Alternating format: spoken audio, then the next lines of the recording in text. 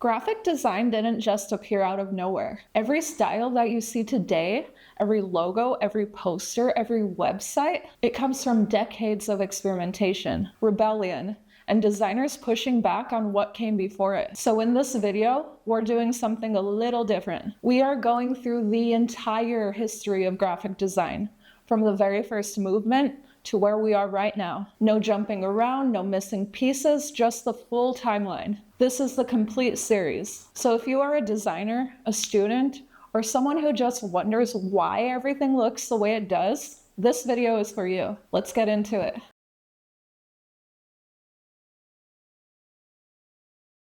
Okay, hot take to start this video.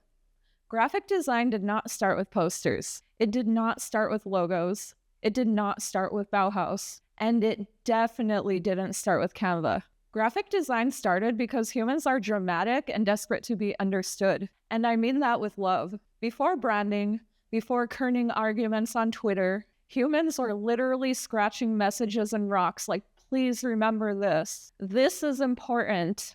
Don't eat that. So today we're starting a brand new section on this channel, Graphic Design History. But I promise you, this is not going to be a boring academic lecture. You are not going to feel like you're being held hostage. This is the origin story. This is design before designers. This is about cavemen walking so we could complain about bad logos. So let's get into it.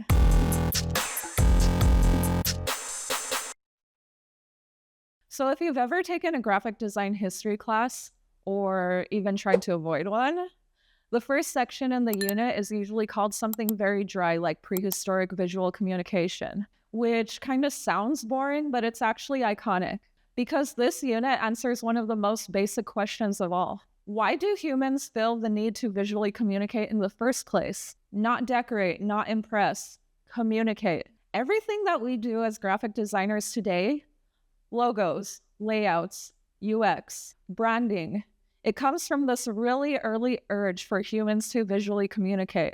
I was here, this matters, please understand me. And honestly, same. Let's start at the beginning. Cave paintings. Yes, we're going full caveman, please stay with me. Some of the most famous cave paintings are placed in Lascaux, France and Altamira, Spain. And these cave paintings are from 17,000 to 30,000 years old. And here's what a lot of people get wrong about them. They weren't just art.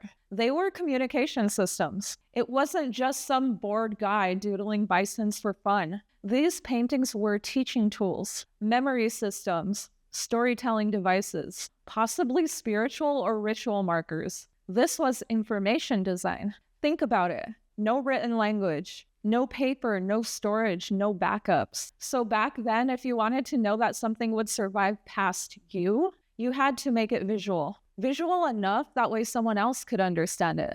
And that right there, that's design. Also, can we talk about composition for a second? Because these paintings, they weren't just random. They used things like repetition, scale, emphasis. Sound familiar?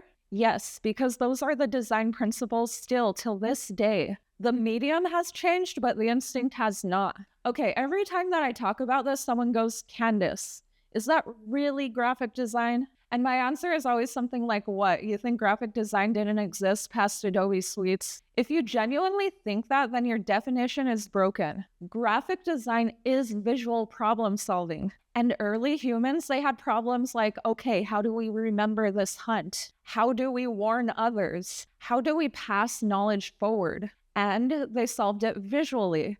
That's the job.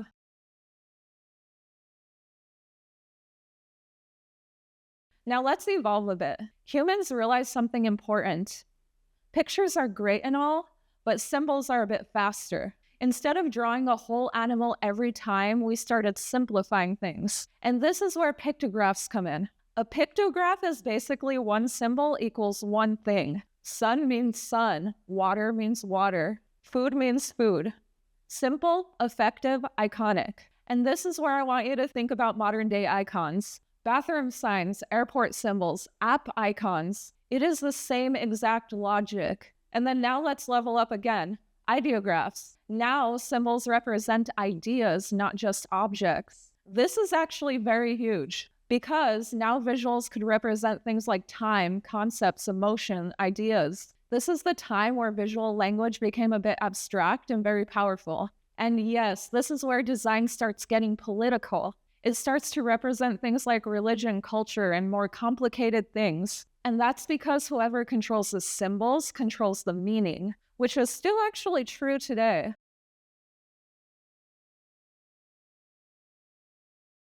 And then we enter the era that looks very familiar to designers, writing systems. Let's hit the big three briefly. First up, we have Sumerian cuneiform. This is one of the earliest known writing systems. It started with pictographs pressed into clay, and over time it became more abstract. And guess what pushed that evolution? Efficiency. Things like speed, repetition, standardization, design pressures. This is the very same reason that we simplify logos today. And then next up, we have Egyptian hieroglyphs. Everyone thinks that hieroglyphs are just pretty pictures. They're not. They are actually a complex system of sounds, symbols, and meaning. All the things we talk about in visual hierarchy. They had rules, structure, layout logic. This was branding and language and religion all in one. Honestly, Egyptians were kind of overachievers back then. And then next we have what historians refer to as Chinese logograms. This system is absolutely wild because it maintained symbolic meaning while evolving. It evolved over the course of thousands of years. This is your reminder that design systems don't have to collapse to evolve. They could adapt with the changing world, which, if you ever worked on a rebrand, you know is rare and painful.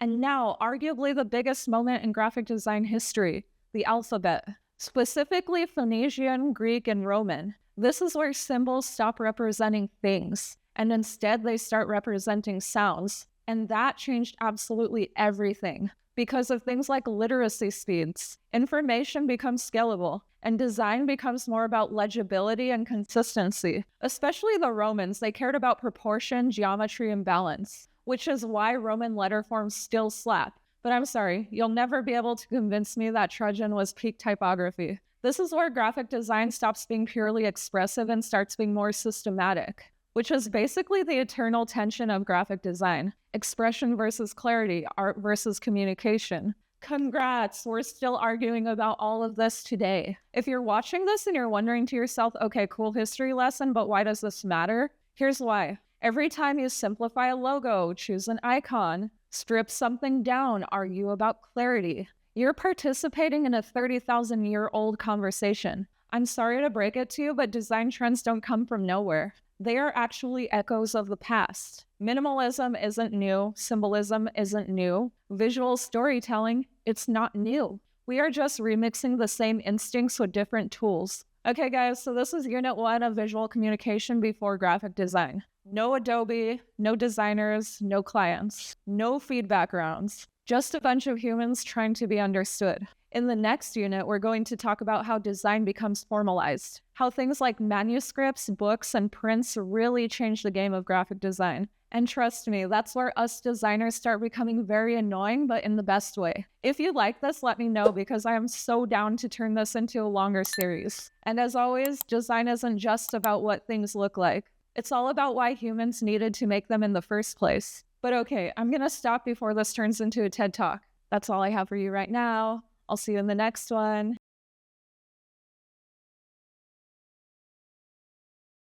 Imagine spending months copying a single book. Every letter drawn by hand, every page carefully measured, and every decorated initial painted with gold leaf. Now, imagine you finish it and only about 20 people see it. Okay, now let's take it one step even further.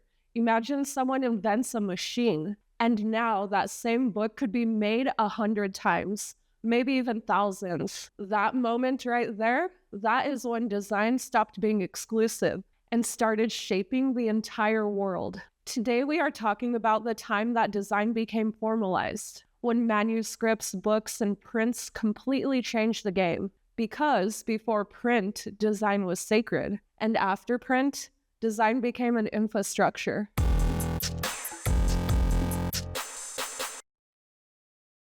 Before the printing press, before typefaces, before grids were something that we complained about in design critiques, there were monks. literally monks, in monasteries, all across Europe. Scribes would hand copy religious texts. This wasn't just copying homework. This was a spiritual act. And if you've ever seen the Book of Kells, or even Lindisfarne Gospels, you know these are not just casual documents. They are insane. Gold leaf, intricate patterns, illustrated margins, huge decorative drop caps. And here's what's fascinating. Even though this was before graphic design existed as a profession, they were absolutely making design decisions. Those massive decorative initials to start a chapter, that's hierarchy. How about emphasis? Gold leaf on sacred names, that is visual emphasis. Margins, yes, even then, design wasn't random, it was very intentional, but it was rare, it was slow, it was exclusive. If you owned a book, you were wealthy or powerful, or maybe even the church. Design back then wasn't for everyone. It was precious. And because it was precious, it was very ornate. This was design as a form of devotion.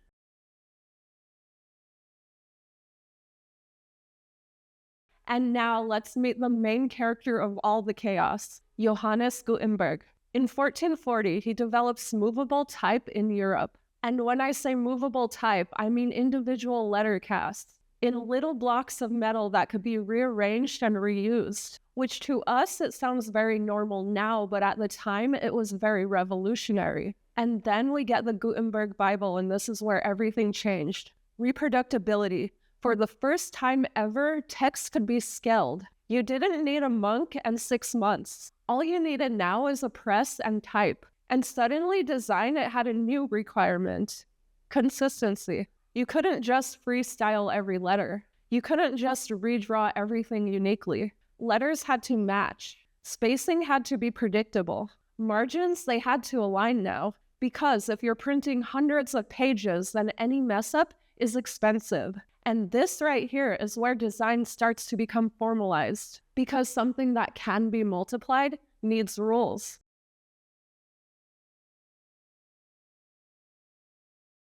Before print, letters were expressive, fluid, personality-driven, and after print, they had to behave. Designers, well, printers and type cutters, started to engineer letter forms. Enter figures like Nicholas Jensen. His Roman typefaces, proportionate, balanced, structural. Then there's Aldus Manutius. This man introduced the italic typeface, smaller, portable books, and more accessible formats. That's not just aesthetic, that's innovation. That is functional design thinking. He wasn't decorating, he was optimizing. And this is when typography becomes a discipline. Letters are no longer just beautiful, they are repeatable. They are engineered. They are built for scalable systems. And honestly, that's the foundation of everything that we do as designers now. Every time that you are choosing a typeface, you're stepping into a lineage of people who decided that letters have to match each other. This is when fonts stopped becoming vibes and became an infrastructure instead.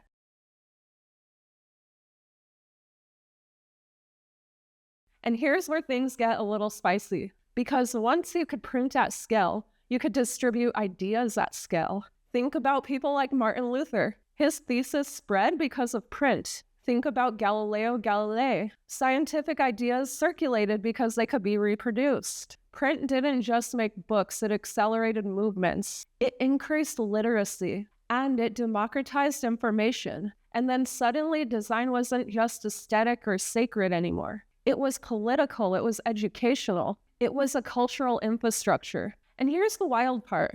When something affects that many people, it has to be structured. Design could no longer be a one-of art piece. It had to be able to communicate clearly to many. And that is where legibility starts winning over ornament. And that shift is the birth of modern-day communication design.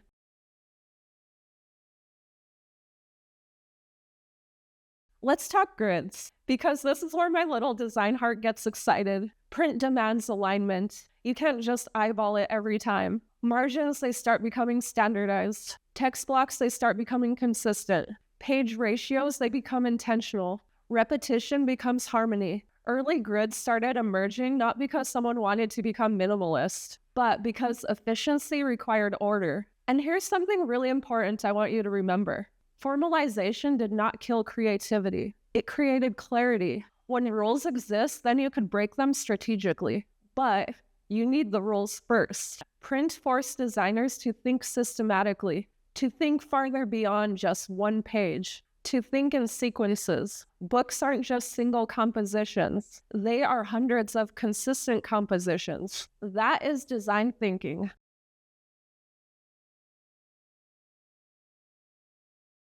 Now here's the emotional question. Manuscripts were unique, emotional, handmade. Print books were consistent, efficient, democratic. Did we lose something? Maybe. But we also gained access. We gained scale. We gained literacy. We gained a shared knowledge. Design?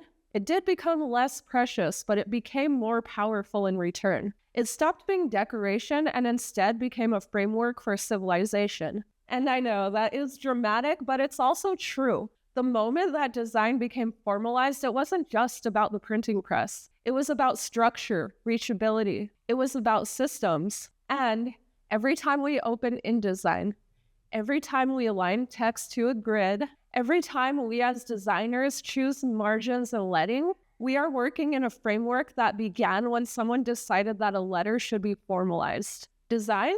It didn't lose its soul. Instead, it gained scale. And that right there, that changed everything. But okay, guys, I hope you enjoyed this video. That's all I got for you right now.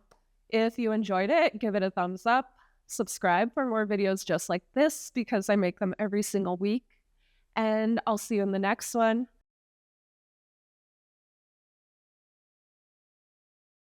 Let me ask you something. Why do you reach for a specific brand of toothpaste when they all basically do the same thing? Why do you recognize a logo from across the highway going about 70 miles per hour? Why does a poster make you stop mid-walk and another completely disappears in the background? That is not accidental. There is actually a moment in history where graphic design stopped being passive, when it stopped simply organizing information, when it stopped quietly serving content, and it realized, oh, I can actually influence people. That moment, it was a revolution. Because when factories started producing goods at a rate and a scale that no one had ever seen before, design faced a new challenge. If everyone can make something, then how do you make people choose yours?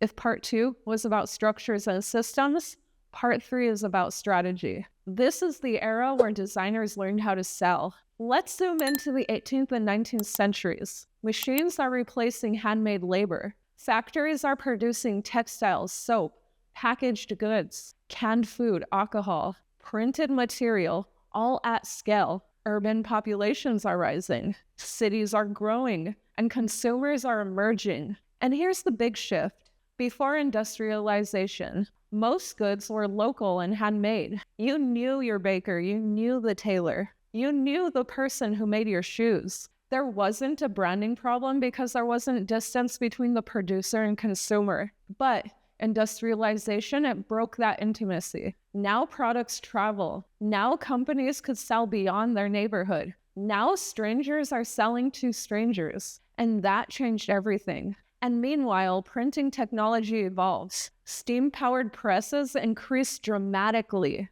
Paper becomes cheaper. Lithography improves. Color printing becomes more viable. Printing is no longer elite. It becomes something that is scalable. And suddenly design escapes the book. And it moves on to things like posters, product labels, newspapers, street advertisements, packaging. Graphic design is no longer confined to intellectual spaces. It becomes commercial. And here's the tension. If everyone could print, everyone could advertise. If everyone could produce at scale, how do you stand out? This era was the birth of visual competition. And once competition exists, then design can't simply be beautiful. It has to be effective.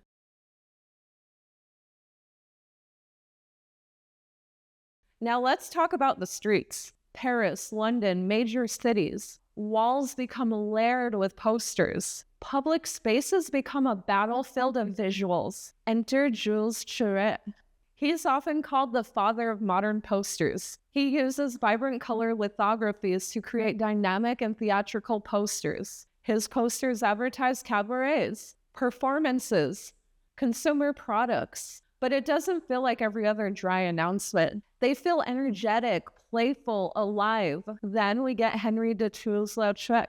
His work advertising Paris nightlife, bold silhouettes, flat color blocks, dramatic cropping, strong compositions. And here's what's revolutionary. These posters, they weren't just informative. They were persuasive. They created a mood. They created aspiration. They made you feel like if you weren't attending the show, you were missing out. And this is where art collides with commerce. And here's the bold take. This is when design officially becomes marketing. This is where design stops whispering and starts shouting. Cities become saturated with imagery competing for your attention. Design becomes public and it becomes very visual. It becomes very loud, and this is where it gets emotional.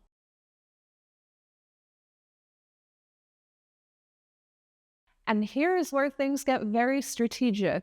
Mass production creates sameness. 10 companies produce soap. 10 companies produce beer. There's 10 companies out there that produce chocolate. Products start to look interchangeable. And if the product looks interchangeable, the only way to stand out is with identity. And this is where branding is born. Logos, trademarks, consistent packaging, recognizable color systems. Let's talk specifics. Bass & Co. In 1876, they registered their trademark in the UK. A red triangle. Simple, bold, protected by the law. That's not decoration, that's strategy. And then there's Coca-Cola. Their script logo appears in 1880. Consistent, repeated, recognizable. The bottle evolves. The campaign evolves. But the brand identity remains cohesive. Then there's Cadbury. Their rich purple packaging, distinctive, emotional, memorable. Color becomes ownership. Typography becomes personality. Repetition becomes trust. And this is where marketing design proves its power. Because this era demonstrates something crucial. Design is differentiation, not decoration. It is the very way that you carve space in a crowded market. It is how you become recognizable. It is the way that you build memory. Branding emerges because competition demands it. Without competition, branding doesn't matter. And with competition, branding becomes survival.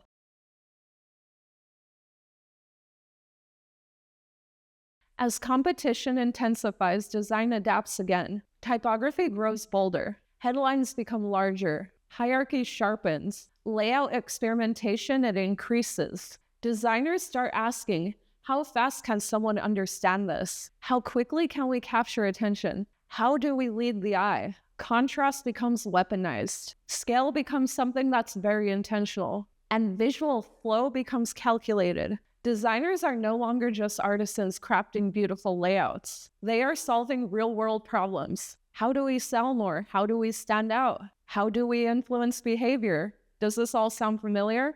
Because all of this is modern-day brand thinking. This era lays down the foundation for headline culture, emotional advertising, visual persuasion techniques. And this is where design shifts from something purely aesthetic to psychological. Design starts studying attention, memory, desire, and once design taps into psychology, it becomes powerful.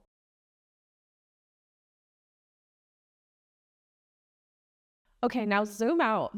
Design is everywhere. Billboards tower over streets. Magazine spreads glamorize lifestyles. Newspapers are filled to the brim with advertisements. Public spaces are saturated with visuals. Design leaves the page and enters the streets. It enters our daily lives. And once design becomes environmental, it becomes unavoidable. This is where people start forming emotional attachments to brands. Brand recognition becomes cultural currency. Design becomes influencing behavior at scale. What you buy, where you go, what you trust. Design, it's no longer passive. It shapes our entire culture at this point. It shapes consumer identity, and it sets the stage for what comes next. Because when persuasion becomes powerful, someone eventually tries to standardize it. So I think this is a good point to recap. Part 1 was all about humans communicating visually.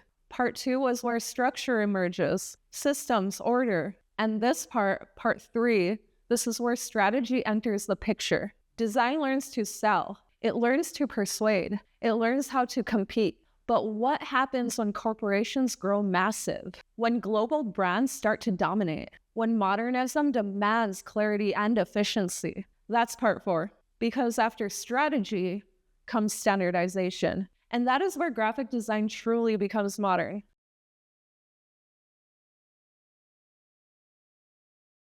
Modernism didn't just change how things looked. It changed how corporations think. It changed how systems operate. It changed how we navigated cities. And it changed how brands built trust. And here's the part that's wild. Modernism wasn't just a visual style. It was industrial logic applied to design. And once corporations embraced it, design stopped being just decoration. It became an infrastructure. Let's get into it.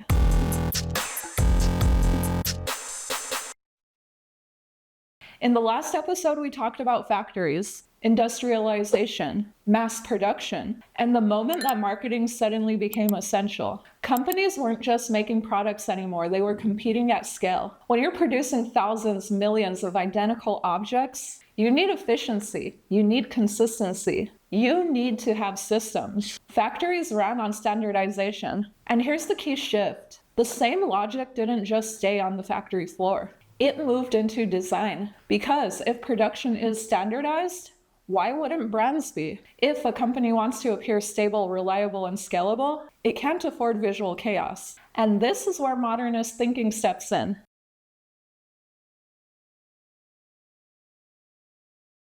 Modernism wasn't just random minimalism. It was rooted in rationality. Designers were influenced by Bauhaus and Swiss design, two design styles that believed in clarity and function, that structure should drive communication, not unnecessary ornamentation, and no decorative excess, just what is essential. And when corporations saw this approach, it just clicked. Because modernism aligned perfectly with industrial values, efficiency, repetition, control, systemization. Modernism wasn't just an aesthetic choice. It was corporate philosophy made visual.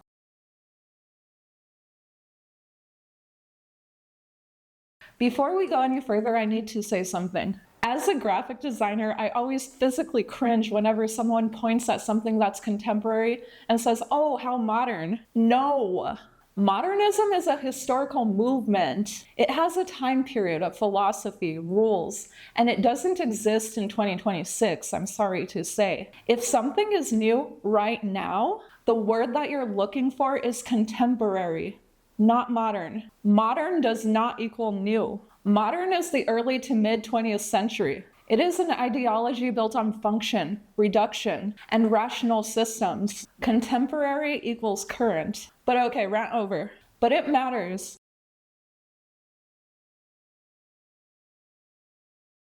Because when we're talking about modernism shaping corporate identity, we are talking about a very specific mindset, not just minimal brand trends. Standardization gets a bad reputation today. People hear it and think boring, corporate, soulless. But in the mid-20th century, standardization was revolutionary. Imagine navigating a city where every sign used a different set of typography. Imagine airports without universal symbols. Imagine transportation systems designed purely on aesthetic whim. That would be absolute madness. Modernist designers believe that visual language should be universal, not expressive for the sake of ego. Universal. One of the best examples we have is the signage for the New York City subway system. It was designed by Massimo Vignelli. He applied very strict grids, consistent typography, and a rational system to an incredibly complex transit system. He wasn't just like making it cute. It was about making it usable. That mindset, it's usability over decoration. Peak modernism. Here's where things shift dramatically. Before this era, companies had logos, but what they didn't have is identity systems. There was no cohesive visual strategy over every single touch point. Then designers started treating brands like industrial systems. The most famous example, Paul Rand. When he developed identities for companies like IBM and ABC, he wasn't just designing a symbol. He was creating a repeatable, scalable visual language. Everything worked together. Typography, color, layout, application. This is where corporate identity becomes intentional, not decorative, strategic. Modernism gave corporations something extremely powerful: consistency. And consistency builds trust. If factories run on assembly lines, modernist design runs on grids. Swiss designers like Josef Müller-Brockmann really push the ideas that layouts should be mathematically structured. This is where we get things like alignment, hierarchy, precision, a lot of the things that we use today. The grid removes randomness, it removes ego, it creates visual predictability, and predictability feels stable. For corporations expanding globally, that stability was everything. You could open a branch in another country and keep the same visual identity. That is industrial thinking applied to branding.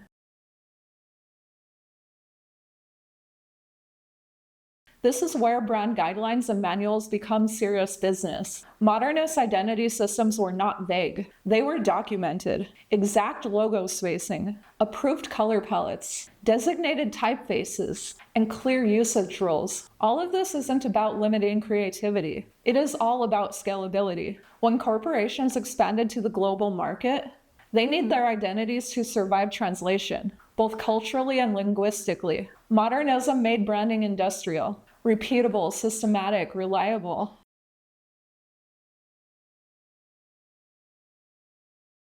Now here's the deeper layer. Modernism looks neutral, but neutrality communicates power. Clean layouts, sans serif typography, it implies rationality. It implies control and authority. When corporations adopted modernist design, they weren't just choosing minimalism. They were choosing to appear logical and dependable. Design became psychological positioning. It wasn't just surface decoration anymore. It was corporate strategy.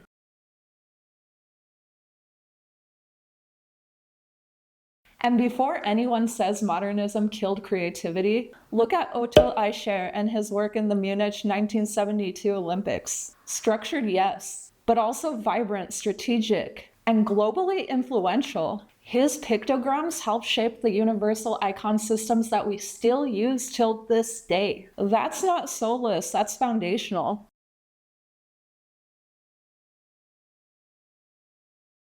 And of course, no movement dominates forever. By the 1970s and 80s, designers started rebelling. Modernism felt too rigid, too corporate, too impersonal. Postmodernism challenged the grid. Typography became expressive again. And layouts, they became more experimental. But here's what's fascinating. Even when designers rebelled, corporations largely stayed modernist because clarity still works. And consistency, it still builds trust. And systems, they still scale. If you work in branding, marketing, or graphic design today, you are still operating in modernism legacy. Brand kits, modernism. Style guides come from modernism. Grid-based websites, modernism. Minimal corporate logos, you guessed it, modernism. Even contemporary design trends are built on modernism. This is the era when design stopped being surface-level aesthetics. It became an infrastructure, it became strategy. It became part of corporate psychology. Modernism gave designers a seat at the corporate table. It aligned design with industrial thinking. It proved that visual communication wasn't just fluff. It was system building and system thinking. It is scalable structure. And yes, sometimes it did strip away all the warmth. Yes, sometimes it did lean a little too hard into rigidness, but it gave us clarity in a rapidly industrializing, globalizing world. And when we embrace it, critique it, or rebel against it, we are still designing in the systems that it built. But okay guys, that's all I have for you right now.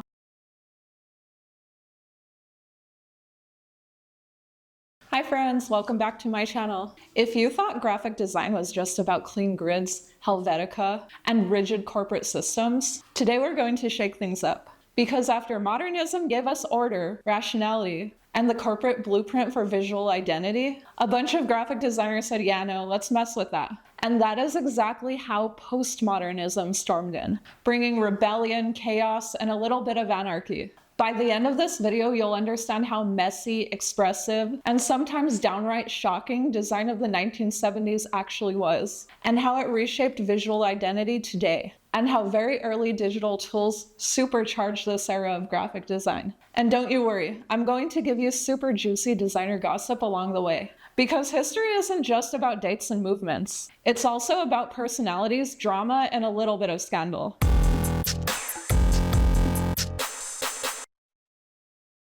Before we dive into the chaos, let's set the scene. Modernism, which we covered in the last video, was like design on autopilot.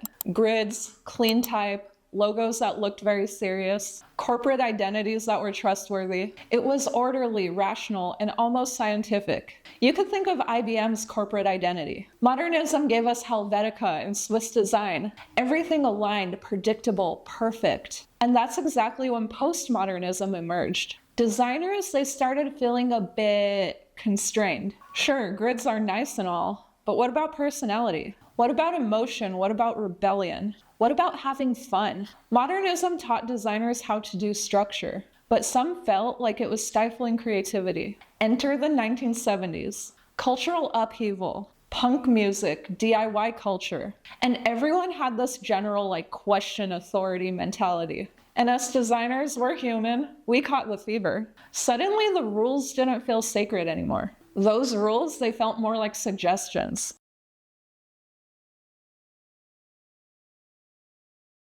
So what is postmodernism in graphic design exactly? Well, it is a movement that rejects the clean, rational rules of modernism. It is a movement that loves elasticism, irony, and expressive visuals. It is messy, but intentionally so. You could think of it like organized chaos. Some hallmarks include layering and collages, mixing historical styles, like Victorian meets Swiss, anyone? Bold decorative typography that doesn't always follow a grid. Playful references of the past. Visual irony, sometimes humorous, and sometimes a bit sarcastic. And just like any other rebellious teenager, postmodernism didn't emerge in isolation. It had personalities, some who became legends. Let's talk about Wolfgang Weingart, a Swiss designer who took Swiss typography and said, let's shake it up. He experimented with letter spacing, layering, asymmetry, in ways that were almost blasphemous to his modernist teachers. Students at the time remember his workshops as very chaotic.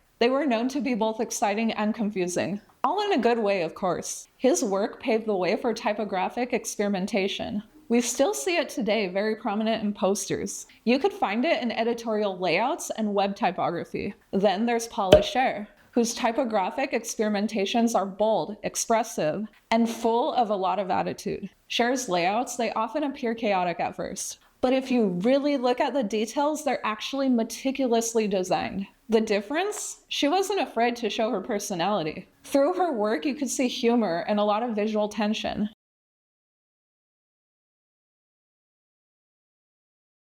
No conversation about postmodernism is complete unless you're talking about punk. And I'm not talking fashion only. I mean graphic design. Punk was a cultural musical movement in the late 1970s. It rejects authority and embraces DIY aesthetics, and shouted things like anarchy to the world. Designers took notice, and some became as iconic as brands themselves. Take Jamie Reed, for instance. Reed designed the Sex Pistols album covers and posters. Ripped, cut, pasted letters. The style still absolutely screams rebellion. Literally cut up magazines to make a point. His work wasn't polished, it was raw and messy, but it perfectly captured the punk ethos. Zines, self-published magazines. This became a postmodern playground. Young designers and writers could create anything they wanted, combining collage and handwritten type, photocopies, DIY graphics. There were no rules, and this helped postmodernism flourish. The key takeaway? Postmodernism design proved that visuals could have attitude. It wasn't just about selling a product anymore.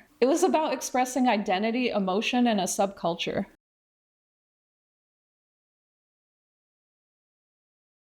One of the most noticeable shifts in postmodernism is typography. Modernist grids emphasized clean. We had neutral typefaces like Helvetica. And then postmodernism said, screw neutrality. We want expression. Here are 3 key features of postmodernism typography. Layering type. Letters overlapping, sometimes it's illegible at first glance. Mixing typefaces, we get serifs with sans serifs, and you can find them next to something decorative. And number 3, distortion. You get skewed, stretched, or distorted letters. It has a very dramatic effect. Okay, one fun story. Wolfgang Weingart once presented a poster to his modernist colleagues, and they all roasted it, calling it chaotic and unreadable. A lot of them said it was a responsible design, but younger designers absolutely loved it. They said things like it felt alive. The tension between old rules and new experimentation, it defined this era. Till this day, designers still reference postmodernist typography. We use it when we want to evoke things like nostalgia, irreverence, or a subculture aesthetic.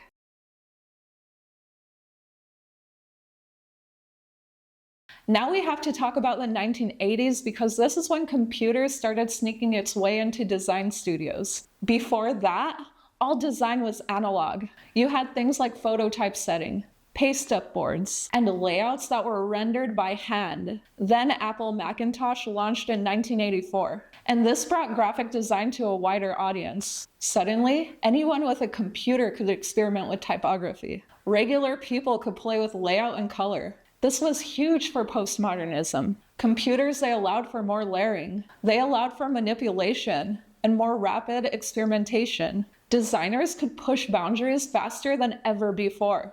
Desktop publishing, it wasn't just a tool, it was revolutionary. The early digital magazines, posters, and ads were vibrant, eclectic. And of course, the word that you're going to hear me use a lot in this video, very chaotic. But that's what made postmodernism and technology a perfect match.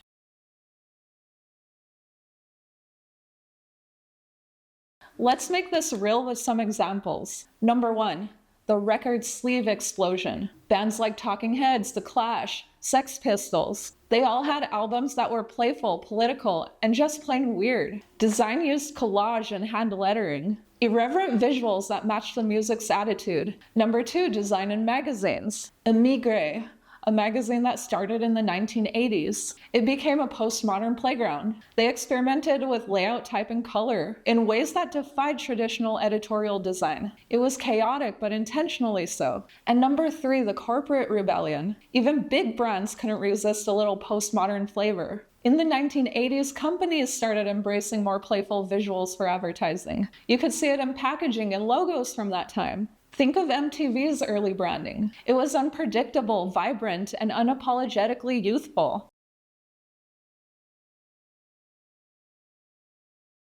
So why should we care about this era? The postmodernist legacy is massive. It expanded the designer toolkit. Grids were no longer mandatory, and experimentation was celebrated. It bridged culture and design. Punk, music, subcultures. Politics, it became all valid. They were all a source of inspiration. It paved the way for digital creativity, experimentation with type, layouts, and visuals. It prepared designers for the boom in the 1990s. It showed that design could express personality, humor, and even critique society. Many trends that we see today, Instagram layouts, meme aesthetics, experimental web, these are all design descendants from postmodernism. So next time that you see a chaotic layered Instagram carousel, think postmodernism for paving the way.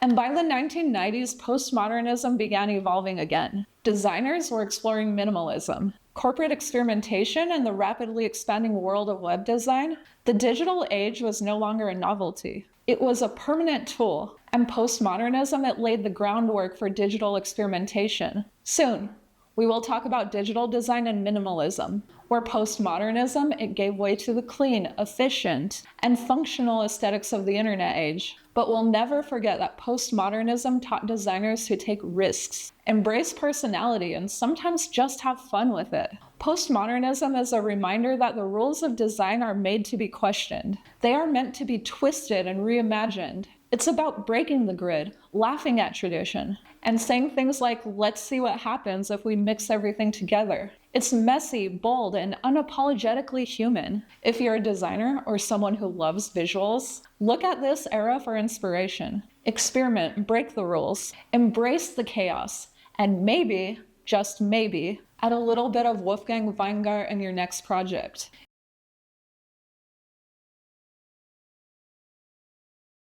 There was a moment in graphic design where everything just snapped. Not literally, but visually, emotionally, and culturally, it snapped. Because after decades of chaotic layouts, clashing typefaces, and rebellious grids, designers basically saying that the rules are fake, do whatever you want, something strange happened. Design got quiet, like eerily quiet, and not in a boring way.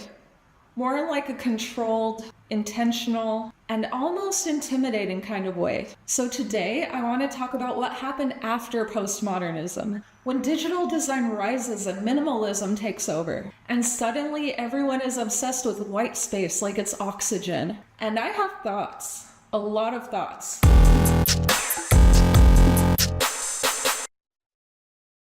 So let's rewind for a second. Postmodernism was loud, it was expressive. It was messy on purpose. Designers were layering type, distorting images, breaking grids, and basically rebelling against everything that modernism stood for. It was like design had a personality crisis and decided to make it everyone's problem. But here's the thing about chaos.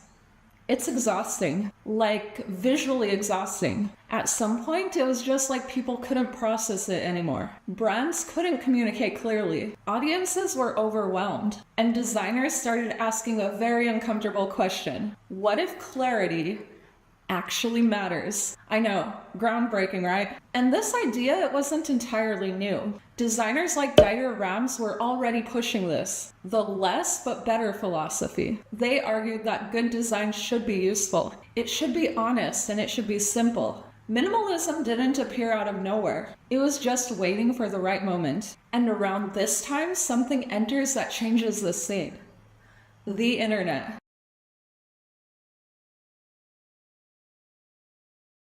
The rise of digital design didn't just influence aesthetics. It forced designers to rethink everything. Because suddenly you're not designing a poster that someone glances at for 3 seconds. You are designing something for screens, interfaces that people have to use. And here is the harsh reality. If your design is confusing online, people don't just sit there and admire your artistic expression. They leave, like, immediately. No emotional goodbye, no chances. Just like poof, gone. So all that layered and chaotic expressive design of postmodernism, yeah, that doesn't translate well to usability. This is where people like Jacob Nelson come in, literally studying how users interact with interfaces and proving that if something isn't intuitive, it just doesn't work. So minimalism didn't just win aesthetically, it won out of functionality.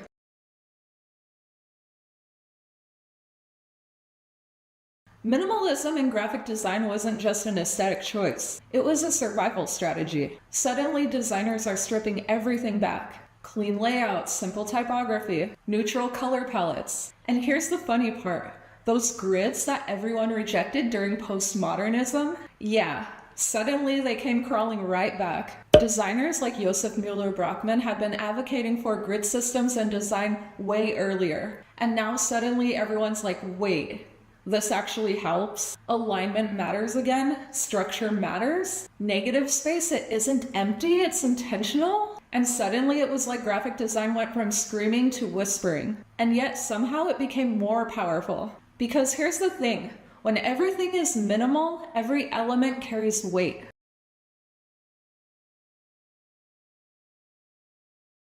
Let's talk about white space for a second. Because minimalism made white space the main character. Because suddenly designers are leaving huge areas of nothing and calling it luxury. And you know what? They're not wrong. White space creates focus. It gives your eyes a place to rest. It makes content way easier to read. Everything's easier to understand, easier to navigate. But also, let's be honest for a second.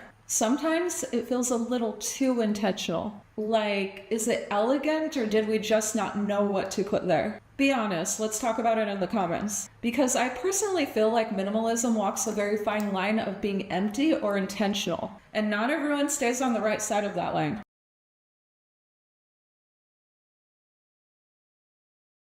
A huge driving factor in the minimalist wave?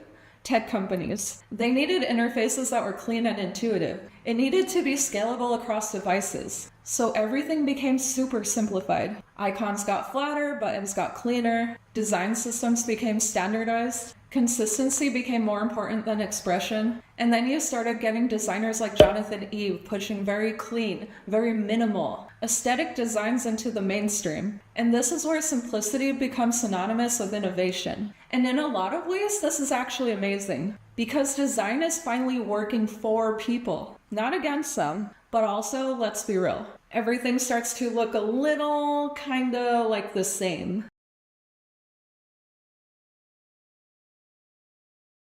You yourself have probably noticed this. When all the websites kind of start blending together, brands will start using the same sans serif fonts, the same muted color palettes, the same clean layouts. And suddenly, minimalism, which is supposed to feel refined and intentional, it starts to feel a little generic. Like design went from chaos to conformity. And I think that's the trade-off that no one talks about enough. Because yes, minimalism does improve usability. Yes, it makes design more accessible, but it could also remove personality if you're not careful. And this is where designers like Paula Scher become really interesting, because she's the designer that is actually able to balance bold, expressive typography and an actually very structured grid. She proves that you could actually have the best of both worlds.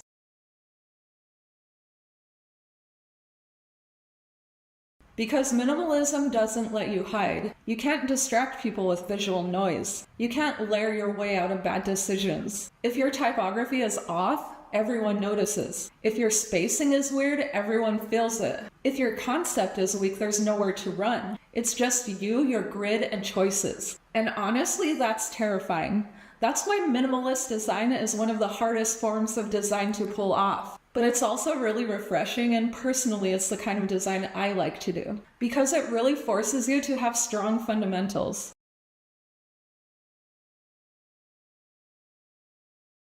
And this is probably the biggest misconception of all. People think that minimalist design is easy. It's just remove stuff and you're done, right?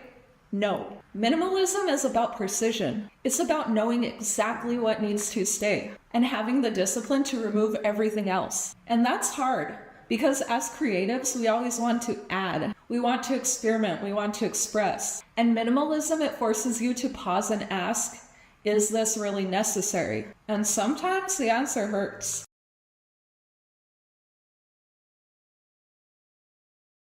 But okay, here's where it gets interesting. Because minimalism, it isn't just functional, it's emotional. It creates a sense of calm and clarity, sophistication, luxury even. Think about luxury brands that use minimalism to feel exclusive. Like, we don't need to try so hard. And that as a brand, it's very powerful. But it also creates distance. Minimalist design can feel cold. Sometimes it could feel detached and almost too perfect. And depending on the brand and the message, it could either work beautifully or completely miss the mark. So, is minimalism the final answer? The short answer? No. Honestly, I don't think it's supposed to be. Because design is always reacting to what came before it. Postmodernism reacted against modernism. Minimalism reacted against postmodernism. And now, we're starting to see a blend.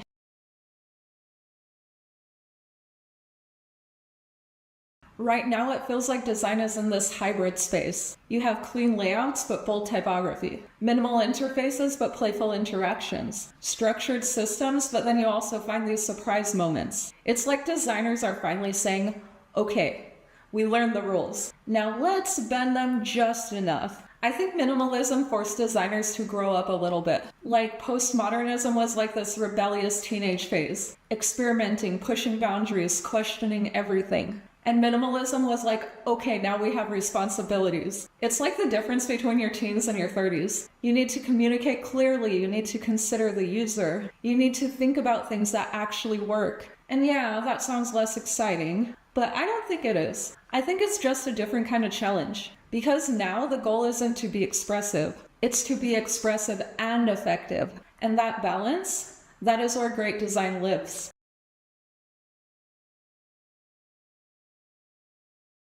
Minimalism didn't die, it just got boring. Somewhere along the way, everything started to look the same. Same neutral palettes, same grid system, and the same safe, tasteful layouts. And for a while that worked. Minimalism gave us clarity. It gave us structure. It cleaned up the design world that used to feel chaotic and overwhelming. But now, scroll through enough websites, brands, or portfolios, and they all look the same. And that's a problem because design is meant to communicate something distinct. So what happens when good design becomes invisible? Designers, they start pushing back. They start bending the rules again, reintroducing personality, and creating work that actually makes you feel something again. And this is the rise of post-minimalism, or what I like to call design with a pulse.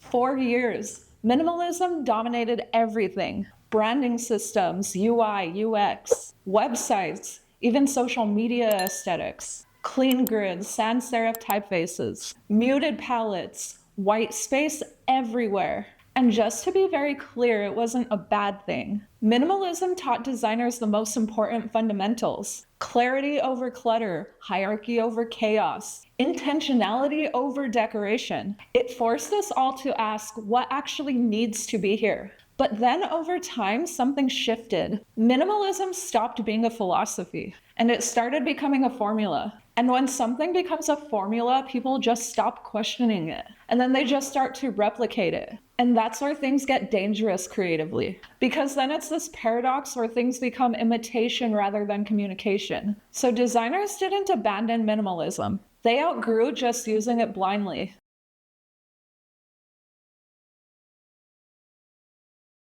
Post-minimalism isn't about going backwards. It's not a return to chaos or random clutter. And it's definitely not throw everything on the canvas and hope it works. It's actually more nuanced than that. Think of it like this. Minimalism says remove everything that doesn't serve a purpose. Post-minimalism says what if expression is part of the purpose? And that one little shift, it opens the door to so much more creative freedom. Now designers are reintroducing elements that minimalism stripped away, but with a much stronger understanding of why they're doing it. You will see things like bold color accents used with precision, asymmetrical layouts that feel energetic but controlled, typography that carries emotion, not just information, and motion that adds personality and storytelling. It's not about adding more, it's about adding meaning.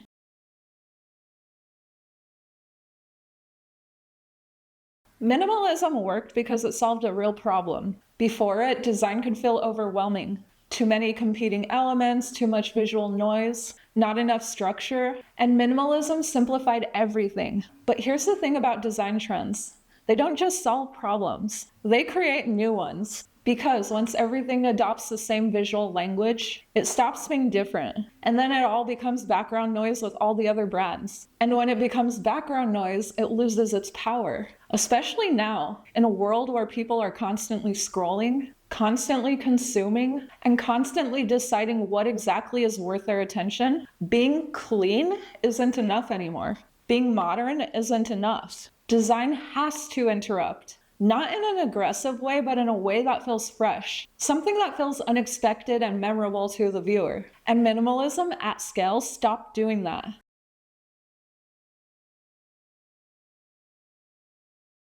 So here is where post-minimalism really takes shape. Designers are bringing personality back to their work, but they're doing it with intention and control. I'm going to mention this queen again, but you could see it in the work of Paula Scher. She has always embraced bold, expressive typography, but she does it where she's still grounding her work in strong grid systems, or studios like Stegmeister and Walsh. They have built their entire identities around emotion, experimentation, and play. The only difference is now that approach, it isn't niche anymore. It is spreading across digital design, and that's something that matters, because digital spaces were where minimalism was the most rigid. But now, websites feel alive. Interfaces feel responsive in a human way. Brands start to feel like they actually have a voice. And it is because of something that I talk about on this channel all the time. People don't connect with perfection. They connect with character. And character, it requires a little bit of risk.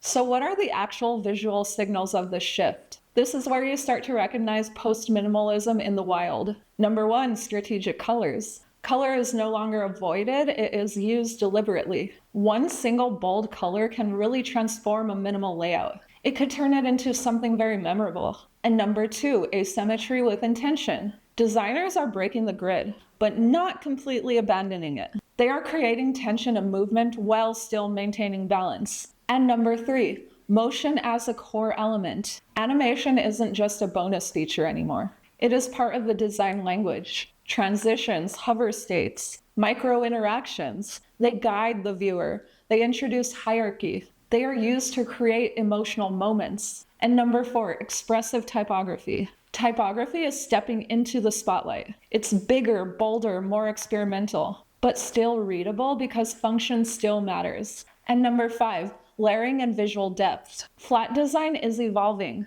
We are seeing more overlap and more texture, more dimensional work, creating compositions that feel immersive instead of static.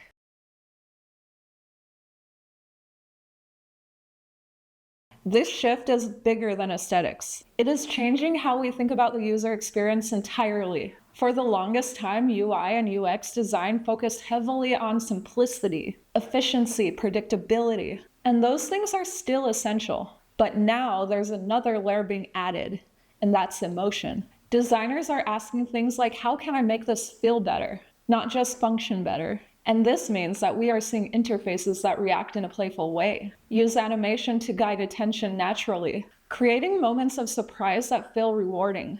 Because usability gets users through the experience, but emotion is what makes people remember it. And in a competitive digital space, being memorable is everything.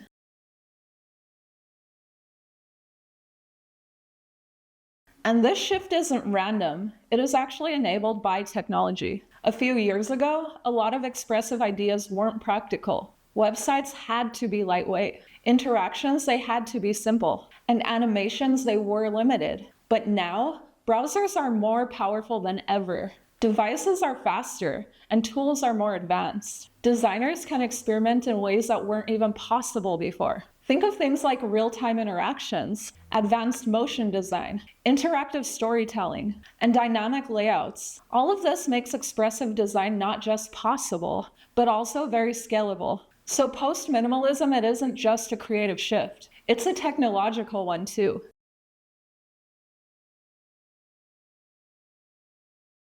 So here's the reality. Post-minimalism is very easy to mess up. Because once you start loosening the rules, it is very tempting to loosen them a bit too much. And that's where things start to fall apart. There is a very thin line between expressive and chaotic, dynamic and overwhelming, creative and confusing. The goal isn't to abandon structure. It is to build on top of it. And that is why minimalism, it still matters. It trained designers to be intentional, to think critically, to edit, to refine. Post-minimalism just asks you to take those skills and push it a little further. Minimalism wasn't wrong. It was necessary. It gave us the foundation to create clear, functional, and intentional designs. But design evolves. And right now we're in a moment where designers are realizing something. You don't have to choose between clarity and creativity. You can have the best of both worlds. Structure and personality. Function and expression. Order and experimentation.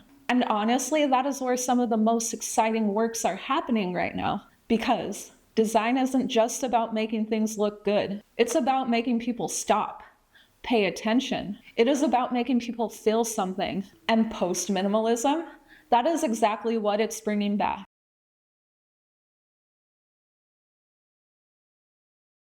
Have you ever opened a website and thought it was broken? Like nothing lines up and the fonts are weird, the colors are screaming, and yet somehow it still feels kind of intentional. Yeah, that's not bad design. That is anti-design. Whether you love it or hate it, it's one of the most rebellious movements in modern graphic design. Because after years of being told to simplify things, clean things up, remove personality, follow the grid, respect hierarchy, designers snapped. And instead of asking, how do I make this better?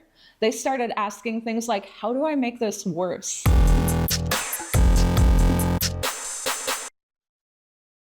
Let's rewind for a second. For the past decade, designers have been obsessed with perfection. Minimalism took over everything. Flat design stripped everything down. Tech companies pushed for safe, clean, user-friendly interfaces. And don't get me wrong, that era made everything more accessible, more usable, more scalable. But it also made everything feel the same. Same layouts, same spacing, same fonts, same modern aesthetic copy and pasted on every single brand. You could swap logos between websites and no one would even notice. And that right there is a problem when it comes to branding. Because when everything is designed perfect, then nothing stands out. And if you've ever felt like you're scrolling through identical websites over and over and over again, you're not crazy. That's actually the side effect for everyone using the same design system. Design systems are amazing. They help people stay consistent. It makes it easy for everything to be efficient and scalable. But it also creates visual sameness. Everything starts to follow the same logic, the same structure, the same predictable flow. And eventually your brain stops paying attention because it starts becoming predictable. You start knowing exactly what is going to come next. So naturally, designers did what designers do whenever things start to get boring. They rebel.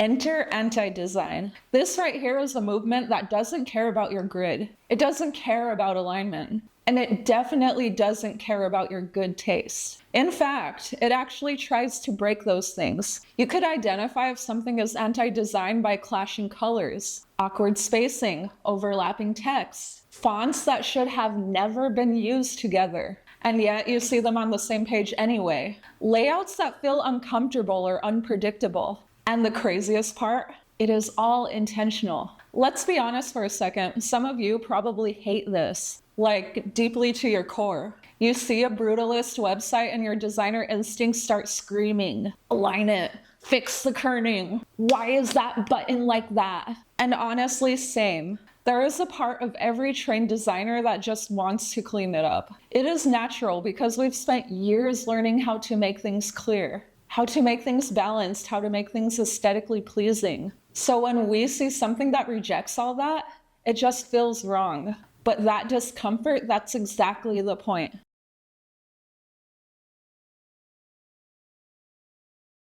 Now let's talk about neo-brutalism because this is where things get spicy. Neo-brutalism, it's like anti-design's slightly more structured cousin. Still rebellious, still loud, kind of aggressive, but instead of living in complete chaos, its key features are actually raw and unpolished elements, extremely harsh contrasts, bold and almost confrontational typography, basic shapes, thick borders, and heavy blocks. It feels digital, but kind of like DIY. It's like someone built a website and they said like, yeah, I can make it prettier, but I'm not. And if you notice the style popping up more and more, it's not a coincidence. Brands started to realize that polished doesn't always mean memorable. In fact, sometimes it makes you invisible because then you blend in with everything that looks correct. And this is where anti-design gets very interesting because it actually flips the goal of design. Instead of asking yourself, how do I make this easy to look at? It asks instead, how do I make this impossible to ignore?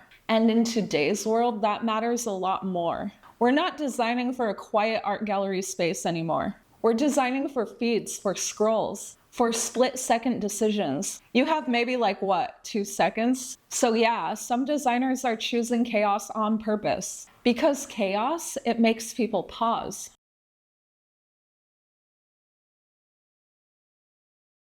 And here's where I'm going to get a little ranty, because not all anti-design is good anti-design. This is where things can go very, very wrong. There is a very fine line between breaking the rules and not knowing them in the first place. And I need people to understand that. Because anti-design isn't about just throwing things together and calling it experimental. If your layout is confusing, if your typography is unreadable, your user can literally navigate away from your design. That's not rebellious, that's just bad design. And I will absolutely die on that hill. Because somewhere along the way, people started romanticizing ugly design without knowing why it's that way, without understanding things like why it works. They think ugliness is the point, but it's not. The intention is the point. Great anti-design is controlled chaos. It looks messy, but it's deliberate. It feels wrong, but it's still functional. It pushes boundaries, but in a way where you don't lose the user. And that type of balance is actually really hard to achieve. Because here's the irony. To break the rules well, you have to understand them first. The designers that do this successfully, they know grid systems. They understand things like hierarchy and typography. They know exactly what they're breaking. But designers that jump just straight into anti-design without knowing the rules first, I'm sorry to break it to you, but it doesn't feel intentional. It just feels confusing. And the audience, they're not dumb. They could tell. Even if they're not designers, they could feel it. And that's something I don't think we talk about enough. Users might not know design terminology, but they know when something feels off in a bad way versus in an intentional way. So yeah, anti-design is rebellious, but it's also strategic. Or at least, I think it should be.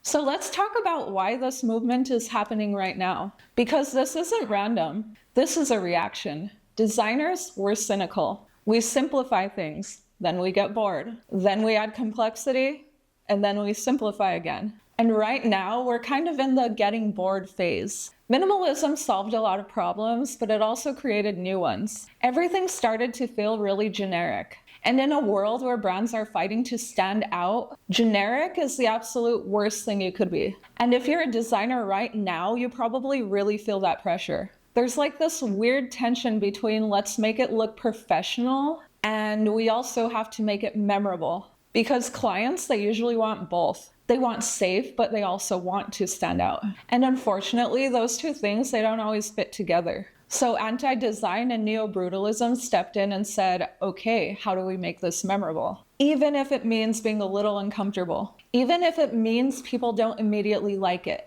Because sometimes being more interesting is more valuable than being likable. And honestly, that's kind of refreshing. But please, let's not pretend like this style works for everything, because it doesn't. You're not going to design a bank app like this, or a medical interface, or let's just say anything where clarity is initially critical. Context matters, audience matters, and function absolutely matters. And this is where being a good designer still comes in handy. Because choosing when not to use the trend is just as important as choosing when to use it. Anti-design is a tool, not a personality trait. And I mean that in the nicest way possible. Because I feel like we've all seen those designers that just like latch onto a style and they treat it like it's an identity instead of a choice. And that's when things start to fall apart a bit. Because in my not so humble opinion, I think the best designers are able to adapt. They are able to experiment. They use different approaches depending on the problem. And sometimes that means a clean, minimal layout.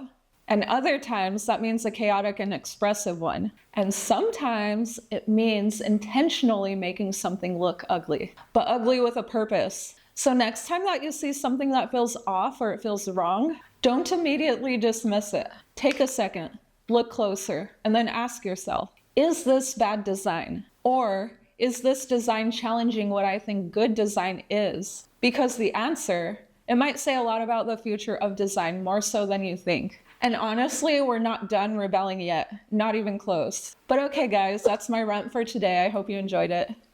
If you like this video, go ahead and give it a thumbs up. Subscribe for more videos just like this because I make them every single week.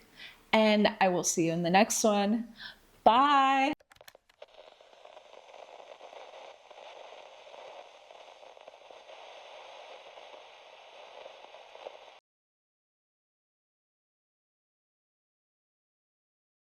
Listen, if you think that you've seen everything in design, think again. We're no longer living in an era where sweat, hours of work, and obsessing over perfection guarantees you a killer portfolio. Nope. Welcome to the post-digital era, the 2020s, where AI doesn't just assist, it hijacks, amplifies, and sometimes obliterates your work. And designers, we're no longer just crafting every pixel. Now we get to be contradictors to the chaos, directors of hyper-accelerated content storms, and people who orchestrate, not necessarily make, our art. Let me explain before you completely lose your mind.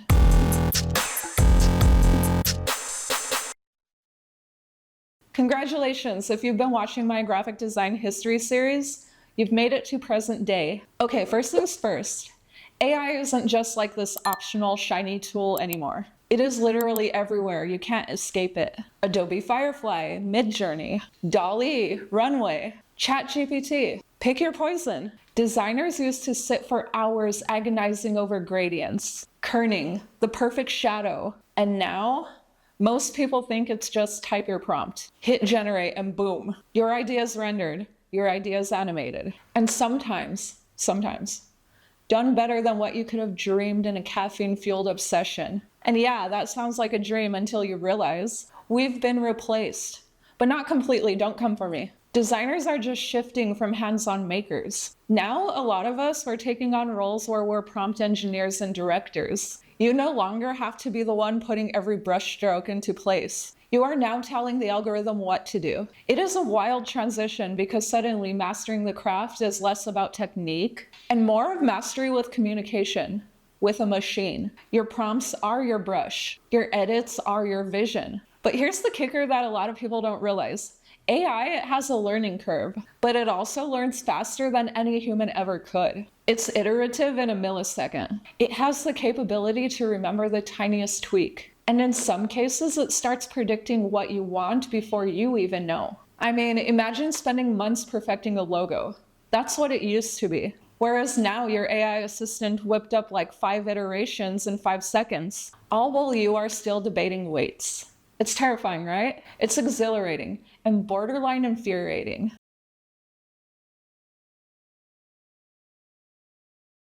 Now let's talk speed. In the post-digital era, clients, bosses, and audience, they don't just want good design. They want it yesterday. TikTok aesthetics, Instagram stories, motion graphics for every platform. You can't blink without someone asking for just one more version. Oh, and not just one more version. It has to be in 5 different formats. And this is because AI lets you produce content at warp speed. Need 50 social media assets in an hour? Done. Need a 30-second animation that blends real footage? Say less. 3D assets, generative textures? Done. And yes, in some cases it is better than manual versions. And yet, here's the brutal truth. Speed doesn't equal creativity. AI, it can generate at hyperspeed, but the soul, the concept, the storytelling, it still comes from you. The human designer is less of a maker and more of a curator now. An editor, a conceptual strategist. You're overseeing thousands of iterations, picking what resonates and what doesn't, and somehow convincing the client that the final 1% magic is art, and not just algorithm flexing. If I'm being real with you, it's exhausting. And it's like this weird paradox. Your job simultaneously feels amplified and yet irrelevant. Like, if that makes any sense. The post-digital identity crisis is now in full swing. We all spent years learning compositions, color theory, typography, the things that I talk about on this channel all the time. And suddenly we have AI trying to sell the client this dream like, that's cool, but I got it, and here's 17 different versions. And the clients, they just eat this up. And us as designers, we could either rage against it or pivot into a director's role. But let me tell you, there's no neutral here. You either ride the wave or you get swept away.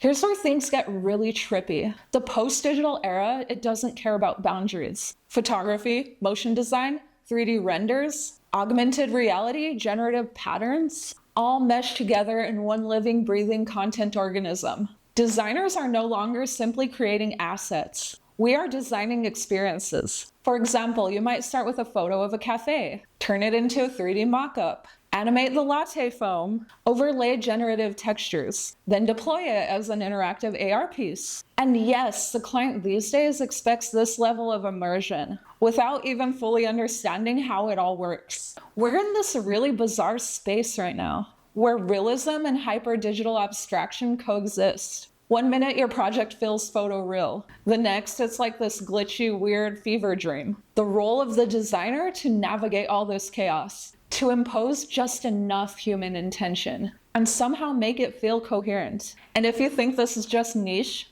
think again. Mainstream marketing, social media campaigns, even UI and UX, all of it is bleeding into this blended reality. It's kind of exhilarating and stressful, and it's really reshaping what we even consider design.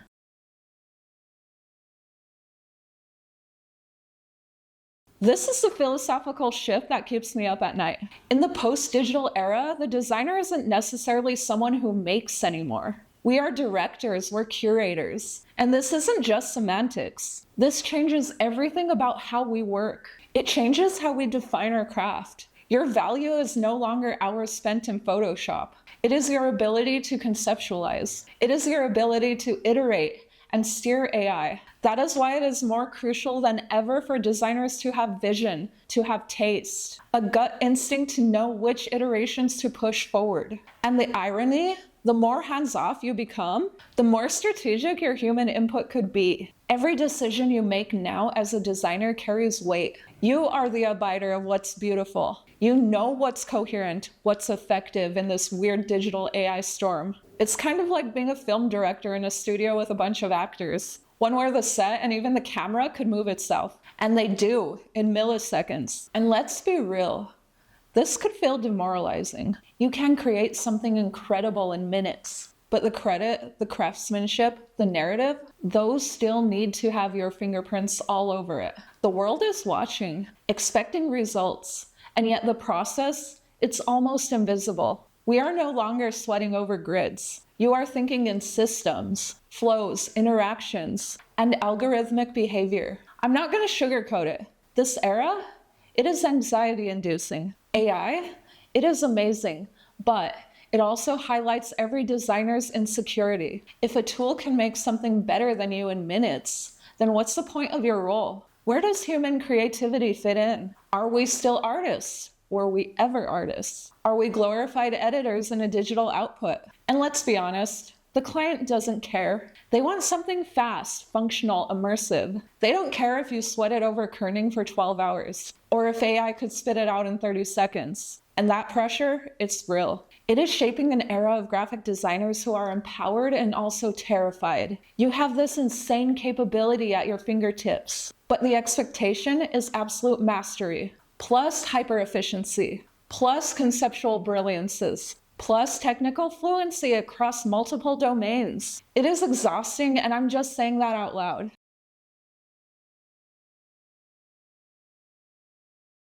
Okay, but here's the thing. Here's the silver lining. You can choose to embrace it. You could lean into this chaos and use AI as an ally rather than a threat. The key mind shift is realizing that AI isn't replacing creativity. It could actually be used to accelerate it. It lets you explore forms and textures much faster than we were able to in the past. Your concepts, you could scale them to places that were absolutely unimaginable in the past. You could generate dozens of ideas to find the best one. You could discard 95% of them instantly, and then focus on polishing the 5%. That's what really matters here. Post-digital design is very messy. It's fast, it's hybrid. And yes, it will make you question your purpose every single day, but you can survive the existential panic. It's exhilarating. We're not just making designs anymore. We actually get the opportunity to conduct these living, breathing, interactive experiences. You have the ability to merge them in a physical, digital way. Previous generations of graphic designers couldn't even dream of that kind of thing.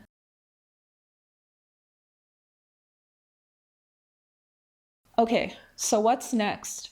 Expect even more AI integration. Expect deeper motion, 3D, digital fusions. And there will be a further shift in our role from maker to director. Designers are going to become orchestrators in this digital marketing ecosystem. We are going to be managing pipelines, ensuring narrative cohesion, and leveraging AI to explore new visual frontiers. Tools will get smarter, output will get faster, and yes, clients will keep raising the bar. But the beauty in this, human taste, vision, conceptual rigor, these are things that are still very irreplaceable. The post-digital era isn't about eliminating designers. It is about amplifying them. It is about taking our role to heights that have never been imagined. This allows us to focus on the vision, the direction, the storytelling. And AI, it could help you handle the grunt work. But the real challenge is that we have to evolve fast. We have to think bigger. We have to embrace the chaos. There's absolutely no room for fear in any of this. So if you're feeling overwhelmed,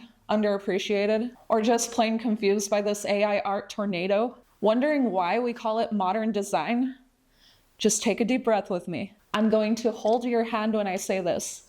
You are not losing your relevance. You are just evolving into something different, something arguably more powerful. You are the human in the loop, the one who very much gets to decide what actually matters, what resonates, what lives, and what dies. And in a world where speed and scale dominate, the human touch is the ultimate edge.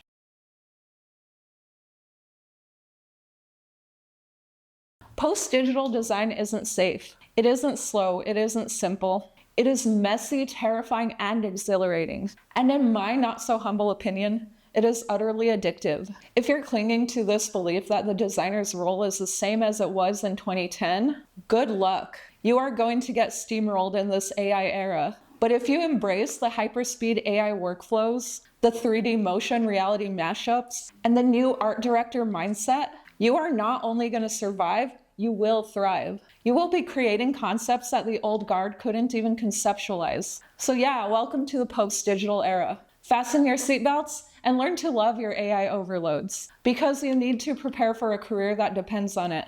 And honestly, I think it's a very exciting time to be alive.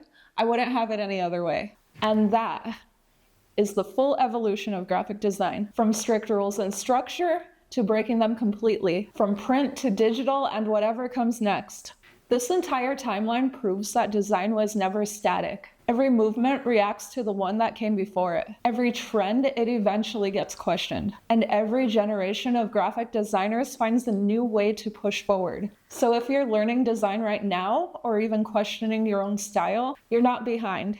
You're just part of the next shift. And if you've made it all the way through this series, thank you. Seriously. And if you want to keep going deeper into design, creativity, or anything in between, you know where to find me. I'll see you in the next one. Bye!